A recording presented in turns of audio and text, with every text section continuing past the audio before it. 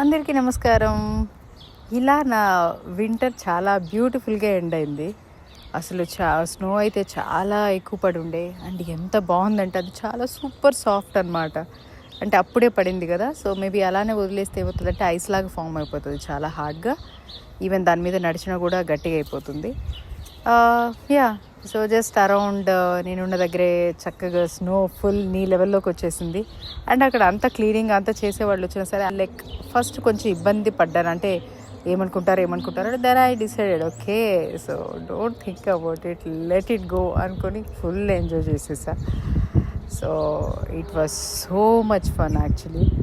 And నాకు ఎలా ఉండేనంటే ఇది చిన్నప్పుడు మాకు పత్తి వేసిన తర్వాత బోర్యాలు అలా ఉండేవన్నమాట.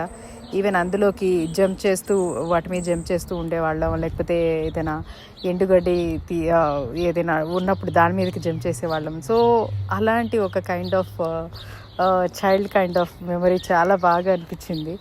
సో అది గుర్తొచ్చింది నాకు. కోర్స్ స్నో ఈజ్ డిఫరెంట్ అనుకోండి, అంటే అట్లా లిమిట్స్ లేకుండా ఎలాంటి కండిషన్స్ లేకుండా చిన్నప్పుడు ఎలా ఎంజాయ్ చేస్తాం అలా అనిపించింది.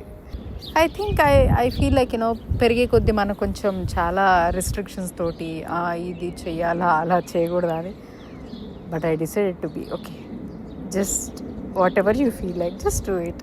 And I got a chance to travel and I capture the beautiful moments. So మీరైతే ఏం చేస్తారు? స్నోలో నాలాగే జంప్ చేస్తారా, లేకపోతే జస్ట్ చూసి ఆనందిస్తారా?